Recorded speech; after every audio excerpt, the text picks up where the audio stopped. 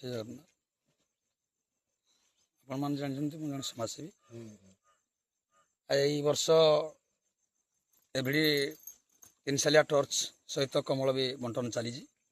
ଆଜି ବି ମଧ୍ୟ 8-10 ଜଣ ଲୋକକୁ ବଣ୍ଟନ କରିଛି। କିନ୍ତୁ ମୁଁ ଚିନ୍ତା କଲି ବୃଦ୍ଧଙ୍କୁ ଦେଲା ପରେ ମଧ୍ୟ ବି ଆମର ଶିଶୁ ଭାଇ ଭଉଣୀ ସହିତ ଗୋଟେ ବଣଭୋଜି ଆୟୋଜନ କରି ତାଙ୍କ ସହିତ ନୂତନ ବର୍ଷଟି ବିତେଇବା ସହିତ ତାଙ୍କ ପାଇଁ ମୁଁ କିଛି ଶୁଭକାମନା କରୁଛି ଯେ ସେଇ ବର୍ଷଟି ଭଲରେ ଏଇ ଶିଶୁମାନଙ୍କର କଟି ତାଙ୍କର ଶିକ୍ଷାଗତ ଯୋଗ୍ୟତାକୁ ବଢ଼ାଇବା ପାଇଁ ମୁଁ ତାଙ୍କ ଜଗନ୍ନାଥ ମହାପ୍ରଭୁଙ୍କ ଠାରେ ବା ଦେବାଦେବୀ ପ୍ରଭୁଙ୍କୁ ମୁଁ ଆଜି ପ୍ରାର୍ଥନା କରୁଛି। ଆପଣ ନାଁ କ'ଣ ମଉସା? କାଶୀନାଥ ନାୟକ। ଆଜି ସଞ୍ଜୟ ବାବୁ ଏଠି କିଛି ବଣଭୋଜିର ଆୟୋଜନ କରିଥିଲେ ଆଉ କିଛି ଲୋକଙ୍କୁ କମଳ ବଣ୍ଟନ କରିଥିଲେ, ତା ଉପରେ କ'ଣ କହିବେ? ଆଉ ସଞ୍ଜୟ ବାବୁ କ'ଣ ପାଇଁ ଆପଣଙ୍କୁ ଡାକିକିରି ଏଠି ବଣଭୋଜିର ଆୟୋଜନ କରିଥିଲେ ତା ବିଷୟରେ କ'ଣ?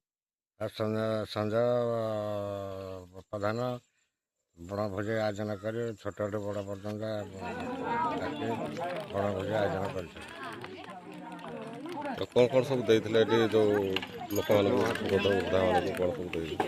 କମଳ ଫମଳ ସବୁ ବାଣ୍ଟିକିରି ଆଜି 2-4 ବର୍ଷ ପୂର୍ବରୁ ସେ କରିଥିଲେ।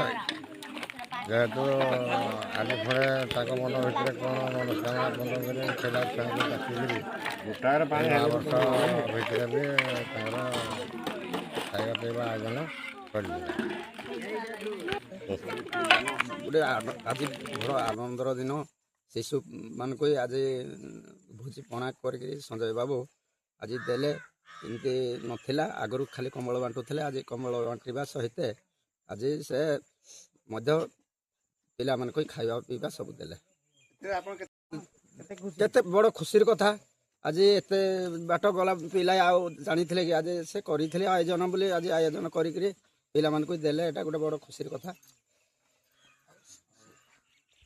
ଗାଁରେ ବି ମୁଁ ସଭାପତି ଏଭଳିଆ ଆମେ ବି ଜାଣିଛୁ ଯେ ପିଲାଟା ଦେଉଛି, ଆଗରୁ ଆମେ 5-6 ବର୍ଷ ହେଲାନା ଦେଉଛି। ସେ ସେଥି ଯୋଗୁଁ ମୋତେ ଡକାଇଥିଲେ। ମୁଇଁ ପିଲାର ଆମର ଧରିକିରି ମୁଇଁ ମଧ୍ୟ ଆସିଥିଲି।